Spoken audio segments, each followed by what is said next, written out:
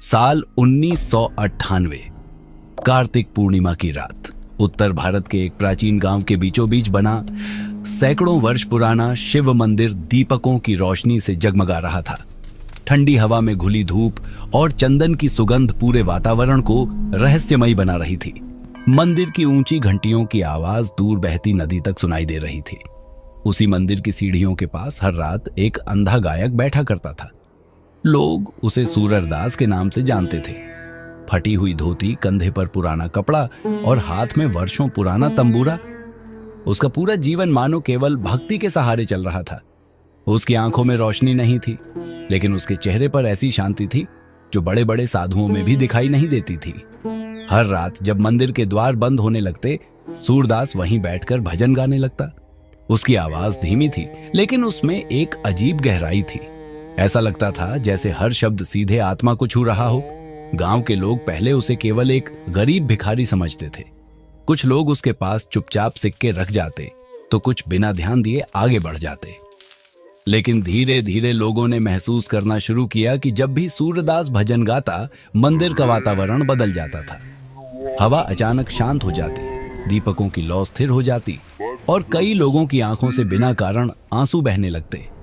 एक रात भयंकर तूफान शुरू हुआ। आसमान में काले बादल गरजने लगे। तेज बारिश ने पूरे गांव को अंधेरे में डुबो दिया। लोग अपने घरों में बंद हो गए।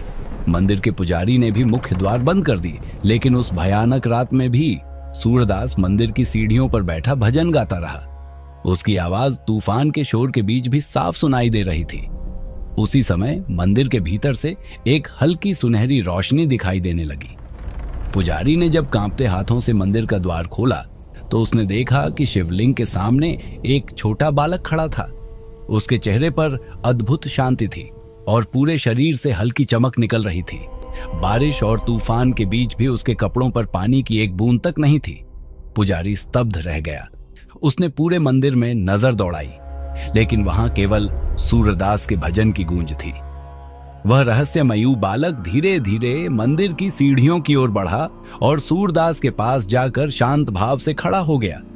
आश्चर्य की बात यह थी कि अंधा होने के बावजूद सूरदास के चेहरे पर हल्की मुस्कान फैल गई, जैसे वह उस उपस्थिति को महसूस कर चुका हो। उसी क्षण मंदिर की घंटियां अपने आप बजने लगीं। तेज हवा अचानक शांत हो गई। बारिश की आवाज धीमी पड़ने लगी और पूरे वातावरण में ऐसी शांति फैल गई मानो समय कुछ पलों के लिए रुक गया हो। अगली सुबह जब गांव वालों को यह बात पता चली, तो पूरा गांव मंदिर की ओर दौड़ पड़ा। लोगों ने मंदिर के भीतर एक अद्भुत सुगंध महसूस की।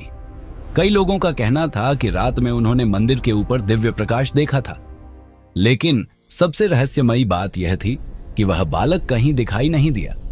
मंदिर के आसपास दूर दूर तक उसके पैरों के निशान तक नहीं मिले। केवल सूरदास शांत भाव से मंदिर की सीढ़ियों पर बैठा था, जैसे उसके लिए यह कोई चमत्कार नहीं बल्कि उसकी भक्ति का स्वाभाविक परिणाम हो। दिन बीतते गए।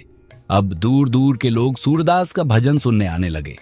उसकी आवाज सुनते ही लोगों के भीतर अजीब सा सुकून भर जाता। कई दुखी लोग वहां आकर मानसिक शांति महसूस करते। गांव के लोगों ने पहली बार समझा कि सच्ची भक्ति केवल मंदिरों की दीवारों तक सीमित नहीं होती। जब मन पूरी तरह समर्पित हो जाता है, तब ईश्वर किसी न किसी रूप में अपने होने का संकेत जरूर देते हैं। धीरे वह कहानी पीढ़ियों तक सुनाई जाने लगी। बच्चे बड़े होकर अपने बच्चों को उस अंधे गायक की कथा सुनाते, जिसने बिना आंखों के भी भगवान को सबसे करीब से देखा था। समय बदलता गया, लोग बदलते गए, लेकिन मंदिर की सीढ़ियों पर रखे उस पुराने तंबूरे को कभी हटाया नहीं गया, क्योंकि गांव वालों के लिए वह केवल एक वाद्य नहीं था, वह सच्ची भक्ति का प्रतीक बन चुका था। और इसी के साथ लोगों ने एक बात हमेशा के लिए समझ ली, भगवान को देखने के लिए आंखों की नहीं, बल्कि विश्वास की जरूरत होती है। जिस हृदय में सच्ची श्रद्धा और पूर्ण समर्पण हो, वहां ईश्वर स्वयं किसी न किसी रूप में उपस्थित हो जाते हैं। वर्षों बीत चुके थे। वह छोटा सा गांव अब तीर्थ स्थल की तरह पहचाना जाने लगा था। सुबह होते ही मंदिर की घंटियों की ध्वनि दूर दूर तक फैल जाती और सैकड़ों श्रद्धालु दर्शन के लिए आने लगते। लेकिन इतनी प्रसिद्धि के बाद भी मंदिर में एक अजीब सी सादगी बनी हुई थी। लोग वहां केवल चमत्कार देखने नहीं आते थे, वे अपने भीतर शांति खोजने आते थे। मंदिर की सीढ़ियों पर रखा सूरदास का पुराना तंबूरा अब भी वैसा ही था। समय की धूल उसके ऊपर जम चुकी थी, लेकिन किसी ने उसे छूने का साहस नहीं किया। गांव वालों का मानना था कि उसमें आज भी भक्ति की वही शक्ति जीवित है। एक सर्द रात, घना कोहरा पूरे गांव पर छा चुका था। रास्ते लगभग दिखाई नहीं दे रहे थे। उसी रात एक धनी व्यापारी अपने परिवार के साथ उस मंदिर में पहुंचा। वह जीवन भर धन और शक्ति के पीछे भागता रहा था, लेकिन भीतर से पूरी तरह अशांत था। उसके चेहरे पर थकान और आंखों में बेचैनी साफ दिखाई दे रही थी। मंदिर के भीतर प्रवेश करते ही उसे एक अजीब सा सुकून महसूस हुआ। उसने पहली बार बिना किसी इच्छा के केवल शांत मन से आंखें बंद की। उसी क्षण मंदिर में रखे दीपकों की लौ अचानक तेज हो उठी। हवा में वही पुरानी चंदन की सुगंध फैल गई, जिसे लोग वर्षों से महसूस करते आए थे। व्यापारी ने धीरे धीरे आंखें खोली। उसे ऐसा लगा जैसे मंदिर की सीढ़ियों पर कोई बैठा है। धुंध और दीपकों की हल्की रोशनी के बीच उसे एक धुंधली आकृति दिखाई दी। हाथ में तंबूरा, चेहरे पर मुस्कान और आंखों में अनंत शांति। कुछ पल के लिए समय जैसे थम गया। व्यापारी के शरीर में सिहरन दौड़ गई, लेकिन अगले ही क्षण वह आकृति धीरे धीरे धुंध में विलीन हो गई। मंदिर में फिर वही शांति लौट आई। उस रात व्यापारी देर तक मंदिर की सीढ़ियों पर बैठा रहा। वर्षों बाद पहली बार उसके मन का अहंकार टूट चुका था। अगली सुबह उसने गांव छोड़ने से पहले मंदिर के पुजारी से केवल एक बात कही कि इंसान पूरी दुनिया जीत सकता है, लेकिन यदि उसके भीतर शांति नहीं है तो उसका जीवन अधूरा है। उस दिन के बाद उस व्यापारी ने अपना जीवन बदल दिया। उसने गरीबों की सहायता शुरू की, मंदिरों और विद्यालयों का निर्माण करवाया और अपने धन को केवल स्वार्थ के लिए उपयोग करना छोड़ दिया। गांव वालों ने फिर महसूस किया कि सूरदास की भक्ति केवल उसके जीवन तक सीमित नहीं थी, वह आज भी लोगों के हृदय बदल रही थी। समय के साथ सूरदास की कथा एक दंतकथा बन गई। लोग कहते थे कि कार्तिक पूर्णिमा की रात जब मंदिर की घंटियां अपने आप बजती हैं, तब सूरदास की आत्मा अपने आराध्य के चरणों में भजन गाती है।